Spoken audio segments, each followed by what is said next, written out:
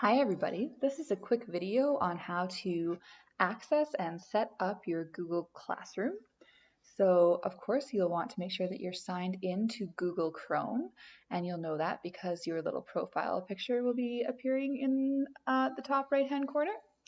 So to set up your Google Classroom, you're going to go to your waffle. You're going to find the classroom icon, and it might be in a slightly different place depending on how often you use it. You might have to scroll down a little bit to find it.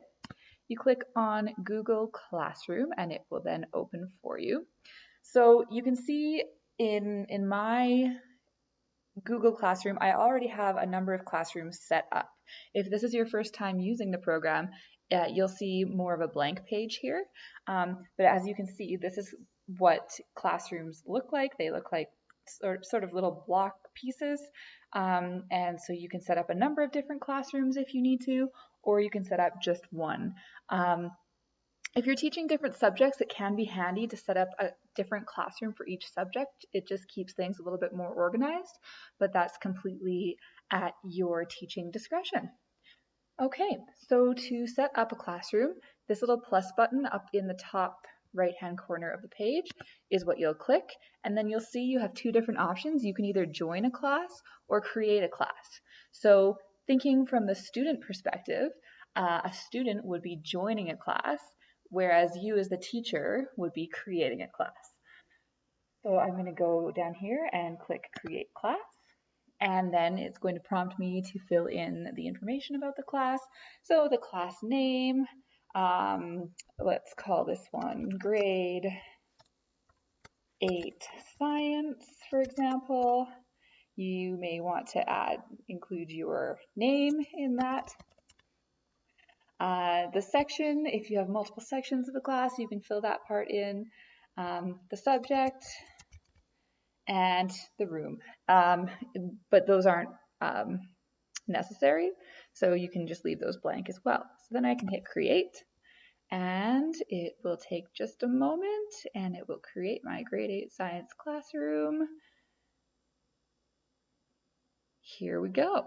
Okay, so it already kind of prompts me in terms of what to do. So you can see it's kind of highlighted here, create announcements. So it's always a good idea to have a little announcement for your class, a little welcome message, just something that you want to share with your class can go here. So you can say, I just have to hit next here, and then I can start filling it in. Share with your class. Welcome to my science classroom, or whatever you would like to say. And then you just click post. So it's quite intuitive, which is nice. And again, right now, you're the only one in this classroom because we're just setting it up, and then eventually we'll add our students. So just a few things here. Here's where you can add posts, share things with your class.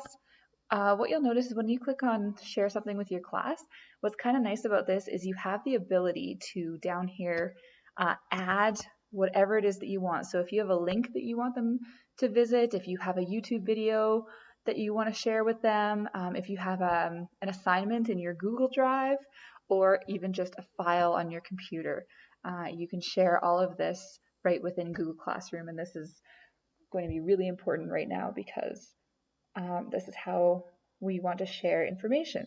And the nice thing too is what you posted here, all your students can access it, and you don't have to send out a million different emails. Okay, so this portion will be what you choose to upload in terms of your content for your class, and it will take a little bit of time to set that up the way that you would like it done.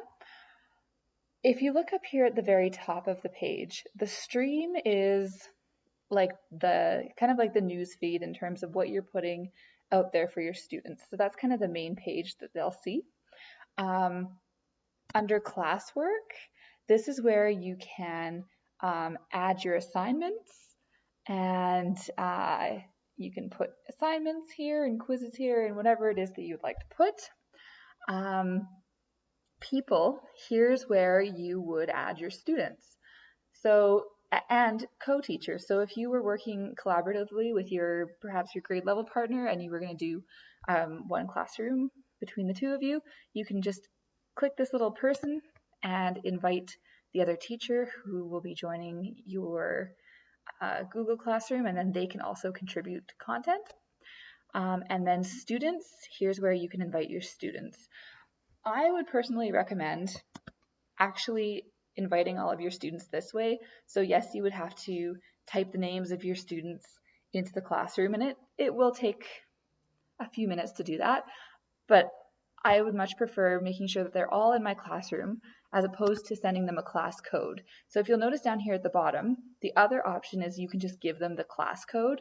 So this class code here, MOYMYJK, is what you would have to email your students and say, hi students, here's my Google Classroom code. Please go and join my class and enter the code. So I just think it's an extra step for the students, whereas you know who's in your class, you can just add them right here and then they're done and they'll get an email notification and they'll be in your classroom. But that's your choice as to how you'd like to do that. And then the grades component, that's a way that you can keep track of assessments. Of course, at this point, I don't have any students in my class yet, but once you do, you can start to upload some assessment information there if you so choose. So that's really kind of the basics of setting up your Google Classroom. And once you start posting a little bit of content, students can access that content. They can complete the work. They can resubmit it to you within Google Classroom, which is great. And then what you'll notice will happen is when you go to your Google Drive, so I'm going to open up a new tab up at the top, and I'm going to go to my Drive. I should have a folder in my Drive that is called Google Classroom, and I just have to find it. It's called Classroom. So automatically when you set up a Google Classroom, your folder Classroom will be set up for you. You don't have to do this. It happens automatically. And it will have folders full of all of your classes. So if you see right here, I just created that grade 8 science classroom and I have a folder. So when I go into it, obviously right now there's nothing in it, but as your students start to resubmit work to you, it will automatically go into this folder, which keeps things nice and organized, and then you can begin assessing their work. So that's the beginning of Google Classroom. I'm more than happy to answer more detailed and individual questions, but I really think that if you just kind of get in there and have a look around and just start adding a little bit of content, that's the very first step, and you'll find that you are going to do really well. So all the best and have a lovely day.